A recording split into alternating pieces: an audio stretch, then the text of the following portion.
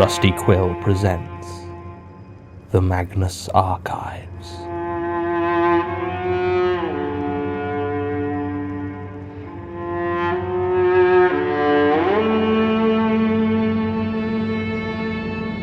Episode 8, Burned Out.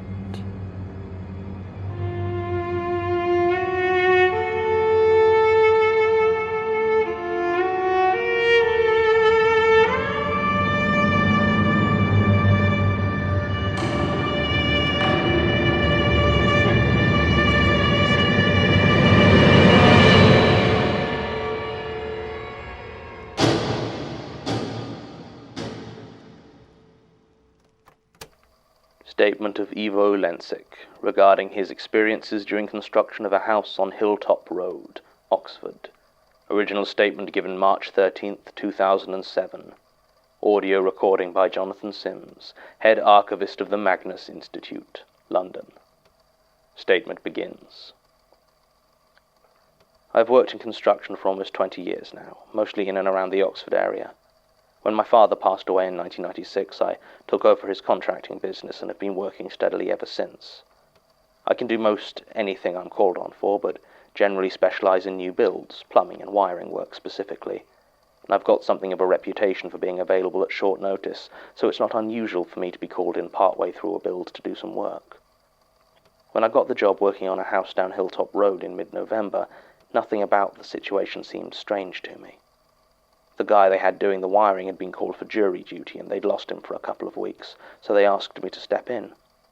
I was on another job during the day, but my fiancée Sam was at a conference in Hamburg for a while, and we were saving up for the wedding, so I figured I could do it in the evenings. Now, Hilltop Road is quite a secluded street around the Cowley area. There aren't many student houses on it, so it's actually quite a peaceful place, especially after all the kids living there have gone to bed. The house itself had only recently been started, as some dispute over ownership had kept the land locked for years, and when I turned up it was still mostly empty. It had 2 floors, with a loft that was going to be another bedroom to match the rest of the road. The doors had been fitted, although the locks had not, but the empty spaces where the windows were due to be still stood vacant, letting in the chill. That side of the road backed onto South Park, with fences marking the bottom of each garden. The garden of this particular house was mostly full of building materials and debris, but I remember that standing over it all was a tree. It was very large and very dead, and not to put too fine a point on it, the thing creeped me right the hell out. It seemed to cast odd shadows, which were dark and clear on even the most overcast of days. But it wasn't the tree that started it, though. No, that happened my 3rd night on the job. It must have been 8 or 9 in the evening, as it had been dark for a couple of hours. I was working on the ground floor wiring when I heard a knock at the front door. At first I thought it must have been one of the other builders who had forgotten something, but then I realized that there was no lock on the door. Any of the others would have known that and just come right in. I began to feel slightly uneasy when the knock came again. Over the years I've had a few altercations with punks that wanted to cause trouble on my site, so I picked up a hammer as I approached. I did my best to hold it casually, as though I'd just been using it. I opened the door to see an unassuming man in a tan coat. He was quite young, white, maybe mid-20s, clean-shaven with shaggy chestnut brown hair. His coat was quite an old cut. It seemed to me he looked like something out of an old Polaroid. He said his name was Raymond Fielding, and that he owned the house. As he spoke, I felt my grip on the hammer tightening, although I have no idea why. I asked him if he had any ID or documents, and he handed over to me what seemed, as far as I could tell, to be the deed to the house, as well as the land beneath, and did indeed list a man named Raymond Fielding as the owner. So I let him in. I apologized for the draft, and said the window panes were being put in over the next few days, but until then it was going to be cold. He didn't respond, just walked over to the empty frame of the back window and stared out into the garden. I tried to get on with my work, keeping one eye on this stranger. Nothing about the situation felt quite right, but he didn't seem to be doing anything suspicious, just standing there, looking into the garden. So I returned my concentration to the wiring. After a minute or two, I became conscious of a sharp, unpleasant smell. I thought maybe I'd wired something up wrong, but no, it smelled like burning human hair. I looked over to where Raymond had been standing, but he was gone. Where he had been, there was just a patch of scorched wooden floor, still apparently smouldering and giving off that dreadful stink. I ran to get the fire extinguisher from an adjoining room. I was gone only a few seconds, but when I returned, the smell was gone. And there was no longer any smoke or fire, just the burn mark on the wooden floor in front of that window. Touching it, I found that it was just as cold as the rest of the floor. I started to clean and found that the wood below appeared to be undamaged, with just a coating of soot and ashes on top. I had to look around for this Raymond Fielding, but if he was ever truly there, then he was gone now. It was only when I'd finished cleaning up the mark that the true strangeness of the situation began to sink in, and I started to panic. I should probably explain my fear a bit, as it wasn't because of ghosts or phantom smells or anything like that. You see, there is quite a significant history of schizophrenia among the men in my family. My father had it, as did my great-uncle, and in both of their cases it led to suicide. I didn't know much about my great-uncle, but I had seen my father's decline firsthand. It had started shortly after his divorce from my mother. Although thinking about it, it was perhaps the early stages that had exacerbated the problems in their marriage. Regardless, he began to spend a lot of time locked in his study doing his work. I was maybe 24 or 25 at the time, and still living at home. I was working with my dad, doing much the same job as I do now, and it was at this point I had to take on more and more of the actual running of the business, since my father was beginning to prioritize his work over his actual job. His work turned out to be fractals. He became obsessed with them, seemed to spend all his time drawing them, staring at them, measuring the patterns they created. He would talk to me for hours about the maths behind them, and tell me that he was on the verge of a great truth. He was going to shake mathematics to its foundations once he figured out this truth hidden in those cascading fractal patterns. One day, I returned home to find my father staring through the blinds in terror. He claimed that someone was following him, told me that they were planning to stop his work. I asked him who it was, but he shook his head violently and said I'd know him when I saw him, because all the bones are in his hands. I tried to get him help, of course I did, but he refused to take any medication, as he said it interfered with his work. He wasn't dangerous, so I couldn't have him committed. I knew it was only a matter of time before he hurt himself, and sure enough the day came when he wouldn't answer the knocks at his study door. I broke in to find him lying dead in a pool of blood, with deep gouges along his wrists and arms. The walls were covered in fractal drawings. Every surface was piled high with them, and pencil shavings littered the floor. The inquest ruled his death as suicide, although the coroner wasn't able to identify the tool that had made the cuts on his arms. Why he had such a look of fear on his face. This is why the apparent disappearance of Raymond Fielding worried me so much. I was younger than my father had been, but still had that possibility within me. This train of thought was likely why I wasn't paying as much attention as I should have been, where I was stepping and I slipped on the wet section of flooring that I had just cleaned. I fell forward, hitting my head badly. I don't think I was unconscious for more than a few seconds, but when I woke up, I was bleeding from a deep cut on my temple. I tried to make it to my car, but I was so dizzy just standing up that it was clear driving was out of the question. So I called for an ambulance. It arrived quickly and it took me to the John Radcliffe Hospital. When I got there, they were very responsive and quickly determined that I had quite a severe concussion, so I was kept overnight for observation. I told my doctor everything about my encounter with Raymond Fielding. If it was early signs of any developing schizophrenia, I wanted to know as soon as possible. The doctor listened closely and said it was unlikely, as it would be surprising if I developed full hallucinations so abruptly, but that they were keeping me under observation. I noticed as I was explaining my experience, the nurse taking my blood pressure seemed to be listening intently, though she left before I could ask her why. I stayed in that hospital for another 2 days. Sam wanted to cut short her trip when she heard about my concussion, but I told her that any real danger had passed and I should be fine until the end of her conference. So I was mostly on my own for that time. It was the morning before she was due to return that I saw the nurse again. I'd just had the news that the tests had all come back fine, so I was being discharged, and she came in to give me a final check. She asked me if I was sure the man who had come to the house on Hilltop Road had called himself Raymond Fielding. I told her yes, and that I'd even seen his signature on the deed to the land, but that I didn't know any of the history of the place. She got very quiet and sat down. This nurse was an older woman, Malaysian, I think, and I would have guessed in her 50s, though I didn't ask. She said her family had lived on Hilltop Road for a long time now, and she knew the place I was working. In the 1960s, the house that had stood there had belonged to a man named Raymond Fielding. He was a devout churchgoer and had used it as a halfway house on behalf of the local diocese, looking after teenage runaways and young people with mental problems. The neighborhood apparently hadn't liked it, as its residents often got into trouble and Hilltop Road had started to get something of a reputation for it.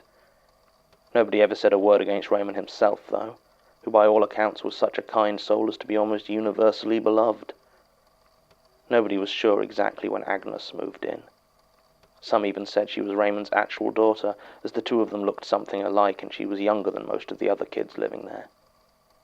She couldn't have been more than 11 when she turned up, and didn't really talk, other than to tell people her name if asked. Everyone just started to notice this child with mousy brown pigtails staring at them through the windows of Raymond's house. As far as anyone could tell, that's all she ever seemed to do. Stare at people from the windows. It was unsettling, but no one had any real problem with it.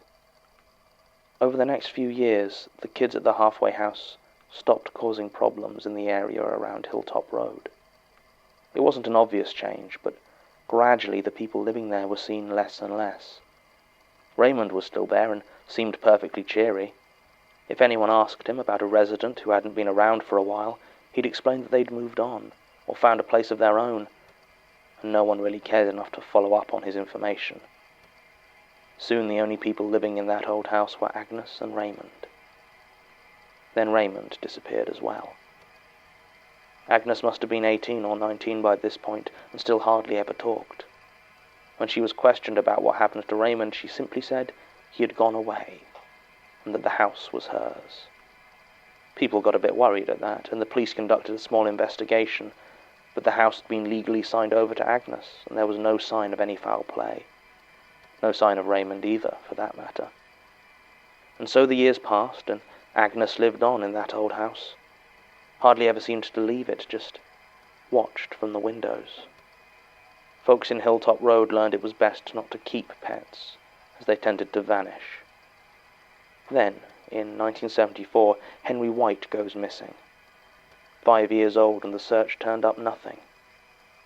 People always whispered about Agnes, but now the whispers got nasty.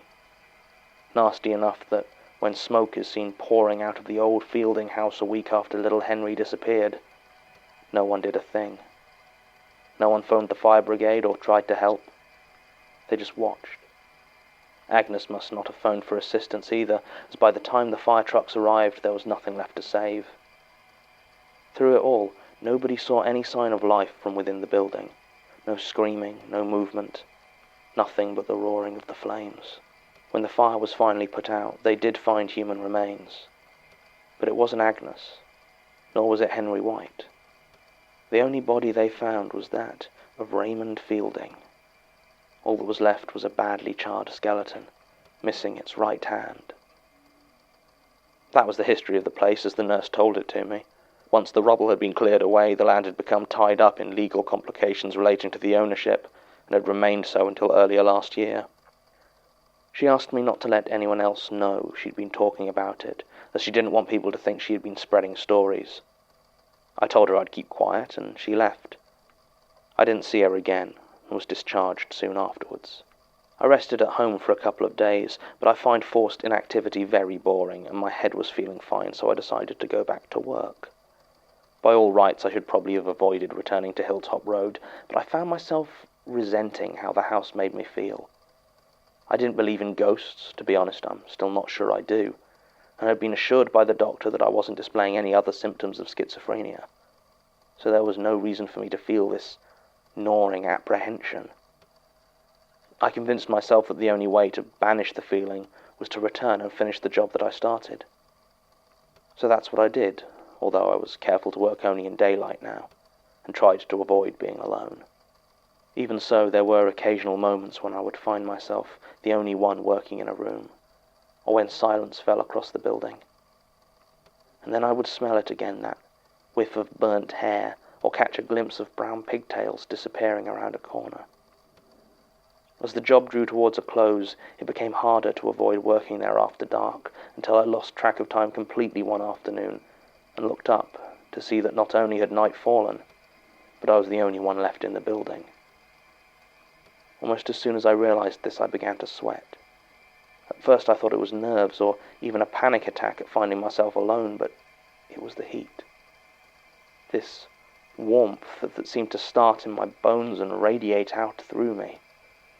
I took off my hat and jacket, but I just got hotter and hotter until it felt like I was cooking from the inside. I tried to scream, but I couldn't find my breath. I couldn't move. I was burning up. There was a knock at the door and the feeling abruptly vanished. I was cold again, lying on the bare floor. I struggled to my feet as the knock came again. My hand shook as I opened it. By now I didn't know what to expect. Would it be Raymond again, Agnes, or some other thing to announce the end of my sanity?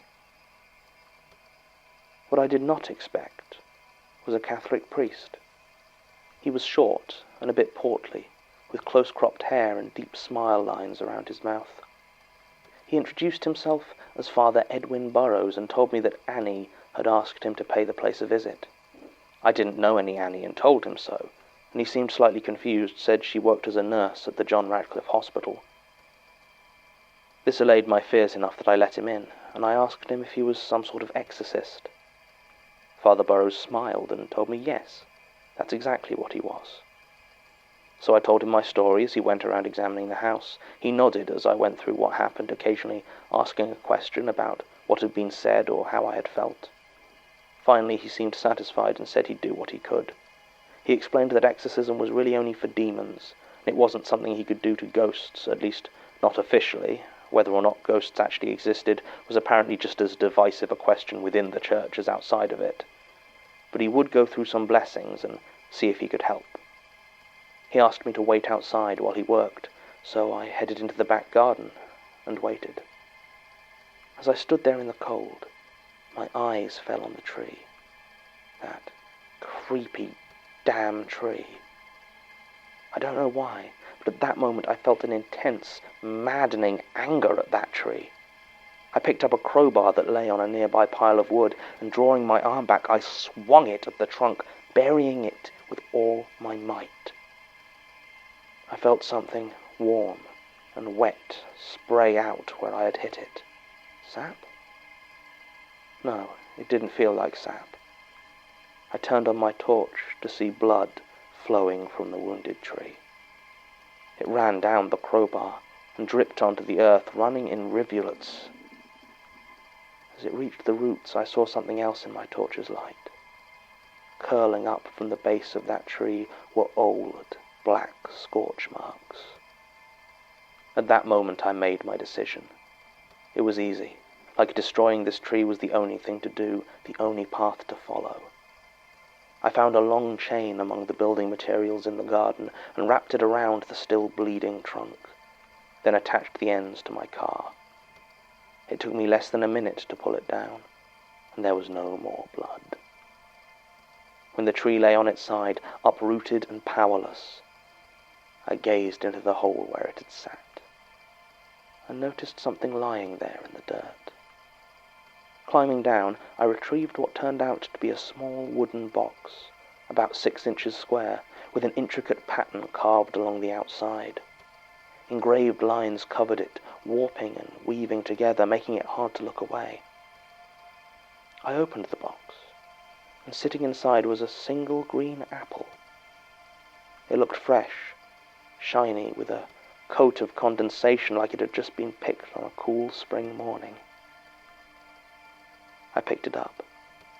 I wasn't going to eat it, I'm not that stupid. But more than bleeding trees or phantom burning, this confused me. As I took it out of the box, though, it began to turn. The skin turned brown and bruised and started to shrivel in my hand. Then it split, and out came spiders. Dozens, hundreds of spiders erupting from this apple that was rotting right before my eyes. I shrieked and dropped it before any of them could touch my arm. The apple fell to the ground and burst in a cloud of dust. I backed away quickly and waited until I was sure all of the spiders had left before retrieving the box. I smashed it with a crowbar and threw the remains into a skip. Father Burrows returned shortly afterwards. He told me he'd done his prayers and hoped that it would be some help. If he noticed the felled tree, he didn't ask any questions about it. Instead, he just handed me his business card and told me to give him a call if there were any further problems. The house didn't feel any different, but there was no smell of burnt hair, no heat or ghosts or any weirdness I could see. I worked on that house for another week. I don't know if it was the father's prayers or my uprooting the tree, but I didn't encounter anything else unusual during my time there. After that, my part of the job was finished. I haven't been back to Hilltop Road since. Statement ends. Head trauma and latent schizophrenia, the ghost's best friends. Aside from excessive indulgence in psychoactive drugs, it seems to me that there is simply no better way to make contact with the spirit world. Still, glibness aside, the history of 105 Hilltop Road does bear investigation, and while I trust Mr. Lensik's testimony of his own experiences about as far as I can throw a bleeding tree, there is a note in the file mentioning that Father Edwin Burrows put down his own version of these events in Statement 02180111. While I have yet to locate that particular file in the chaos that passed for Gertrude Robinson's archive, the suggestion that there may be external corroboration does lend some potential credence to Mr. Lensik's wild tale. No other workers on the building site at the time reported any disturbances like the ones reported by Mr. Lensik. Martin was unable to find the exact date the original house was built, but the earliest records he could find listed as being bought by Walter Fielding in 1891. It was inherited by his son Alfred Fielding in 1923, and then by his grandson Raymond Fielding in 1957. There was no record of it being used as a halfway house, certainly not one connected to the local Catholic diocese, although the Church of England records for the area that Sasha got access to were unfortunately incomplete. The older residents of Hilltop Road back up the account given by the nurse Anna Kasuma, as related here. Tim managed to organize an interview with Mrs. Kasuma, but apparently she could provide no information beyond what she told to Mr. Lensik. She did admit, though, to asking Father Burrows to have a look at the house, as she was worried about it, and had seen him perform exorcisms before. There doesn't seem to be any print evidence of what happened to the house, no news stories or similar regarding the fire, but one resident did provide a photograph of the house in flames. Raymond Fielding's obituary briefly reported his death as having been due to a house fire, and lauds his work with troubled youth, but gives no details about either. Agnes remains something of a mystery, as we have not been able to find any definitive proof that she even existed. Except, we cannot prove any connection, but Martin unearthed a report on an Agnes Montague, who was found dead in her Sheffield flat on the evening of November 23rd, 2006, the same day Mr. Lensik claims to have uprooted the tree. She had hanged herself. Her age is given at 26, which doesn't match up at all, but tied by a chain to her waist was a severed human hand, a right hand.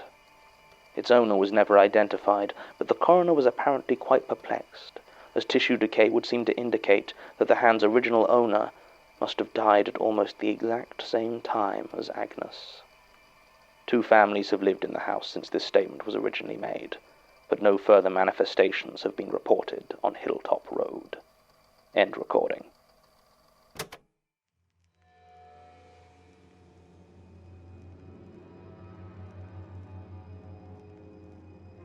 The Magnus Archives is a podcast distributed by rustyquill.com and licensed under a Creative Commons Attribution Non-Commercial Share-alike International License. Today's episode was written and performed by Jonathan Sims. It was produced by Alexander J. Newall, Mike LeBeau, and Murray Porter, and directed by Alexander J. Newall. To comment on episodes, make donations and view links, images, videos, and show notes, visit rustyquill.com. Rate and review us on iTunes, visit us on Facebook, tweet us on Twitter @TheRustyQuill, or email us at mail@rustyquill.com. Thanks for listening.